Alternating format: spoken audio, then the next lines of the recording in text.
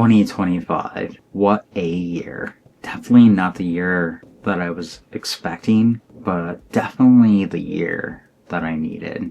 A year that definitely challenged me, slowed me down, lifted me up, and challenged me in the person of who I am and who I'm becoming. So the year started fast. Projects lined up, BQuack was growing. I had so many different things going on that I was ready to move forward with. But life had a different plan for me. And with all that momentum building up, I ended up being in the hospital. I rarely ever talk about this moment. Trying to hold back tears, and I'm not going to get emotional about it. But yeah, being in that hospital room, it made me focus on something that I hadn't for a while. If I'm working so hard for everybody and not taking care of myself, what's the point? And I realized I needed to do that in order to heal, in order to lead, in order to inspire, in order to create content. And being there slowed me down a bit, and that paved the way for the rest of the year for me. From that moment on, I realized that 2025 was going to be about intention and not speed for me. I was rebuilding my confidence piece by piece. First, I started with my mouth and my smile. I got behind the camera more, both for BQuack and for my own channel.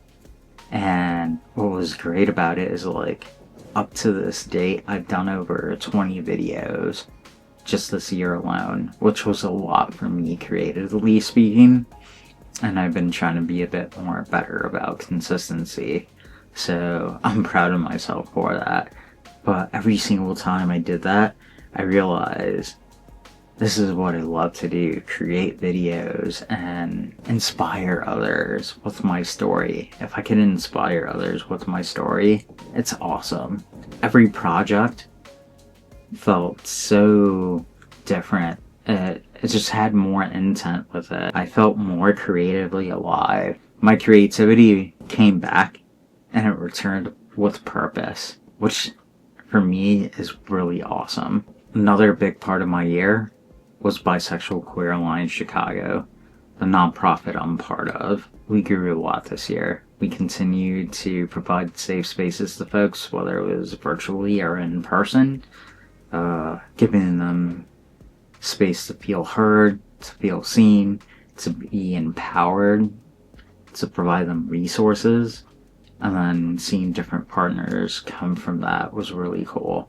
Also, a really cool full circle moment was my alma mater, Columbia College Chicago, invited me not as a student but as a leader to talk about the work that we do there, the interns that we've taken on from Columbia College to help us out with our social media efforts, and so much more. So that in itself was a really cool full circle moment.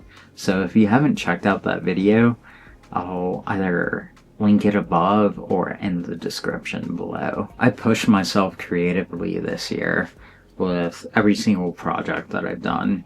Every one was different. Storytelling, the consistency, the pacing, me being a bit more vulnerable in front of the camera. And it just made me realize that I love to do this. I love to tell stories. I love to help other people tell their stories. And that's the beauty about that. 2025 pushed me creatively as a YouTuber. I grew as a filmmaker, a content creator, a storyteller, a person.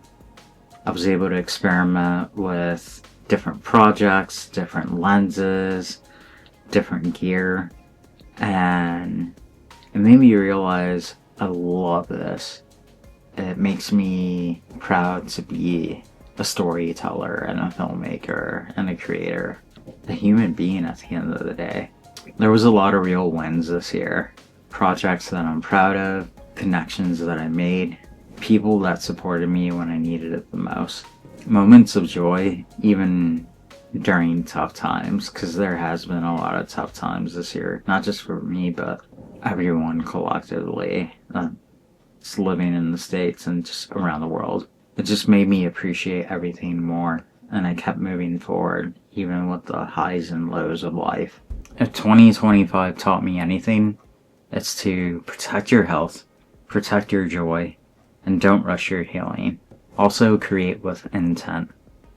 And find people and have people surround you who believe in you, so that even when you're not at your best, they'll be there for you. This year wasn't perfect.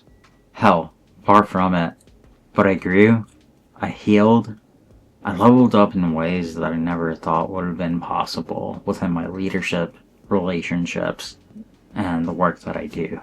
So, as I close into this chapter and step into 2026, I'm gonna bring all of the things that I learned from 2025.